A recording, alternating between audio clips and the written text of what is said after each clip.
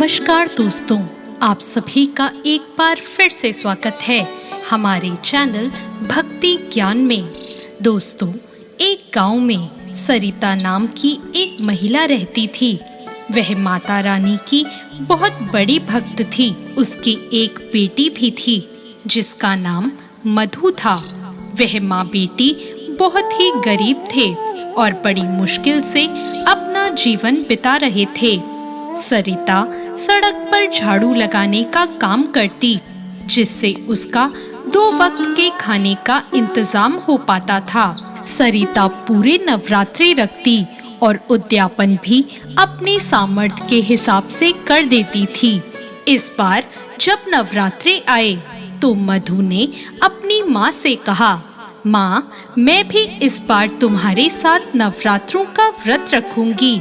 यह सुनकर सरिता ने कहा, मधु, तुम अभी बहुत छोटी हो, तुम व्रत कैसे रख पाओगी?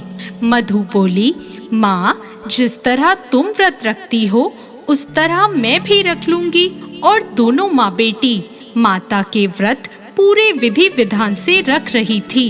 एक दिन वो दोनों पूजा की थाली लेकर मंदिर गई।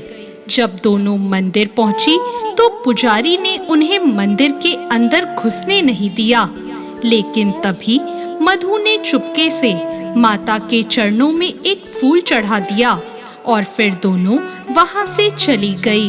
अगले दिन जब पुजारी ने मंदिर के कपाट खोले तो उसने देखा कि माता रानी पर चढ़ाए गए सभी फूल सूख चुके थे, पर एक ही फूल पूरी तरह ताजा था। यह देखकर पुजारी हैरान रह गया कि ऐसा कैसे हो सकता है। तभी वहां सरिता और मधु फिर से मंदिर आ गए। पुजारी उन दोनों पर बहुत क्रोधित हुआ और सभी से कहने लगा कि ये दोनों नीच जाति की हैं और इनके मंदिर में आ जाने से मंदिर अपवित्र हो जाएगा। लोगों ने यह सुनते ही सरिता को बहुत मारा। सरिता बेहोश हो गई। यह देखकर मधु बहुत जोर से रोने लगी। तभी बहुत तेज आंधी के साथ एक आकाशवाणी हुई कि सरिता और मधु मेरे भक्त हैं और वह फूल इनका ही चढ़ाया हुआ है जो अभी तक ताजा है। इन दोनों ने सच्चे मन से मेरी भक्ति की है। सभी ने यह सुनकर सरिता और मधु से माफी मांगी। जब सारे नवरात्रे पूरे हुए तो सरिता ने अष्टमी पूजन किया और माता रानी का भोग बनाया और फिर उन्हें भोग लगाया। जैसे ही भोग लगाकर दोनों व्रत खोलने बैठी, वैसे ही बाहर से एक आवाज आई, बेटी, मुझे बहुत भूख लगी है, कुछ खाने को दे दो, 2 दिन से कुछ नहीं खाया। आवाज सुनते ही सरिता ने बाहर आकर देखा तो बाहर एक बूढ़ी औरत खड़ी थी। सरिता और मधु ने सारा खाना उस बूढ़ी औरत को दे दिया और वो दोनों थोड़ा बहुत जो भी था खाकर रह गई। जब वह बूढ़ी औरत जाने लगी तो वह एक पोटली सरिता को दे गई और बोली, इसको मंदिर में रख लेना और विजयदशमी वाले दिन ही इसको खोलना। ऐसा कहकर वो चली गई।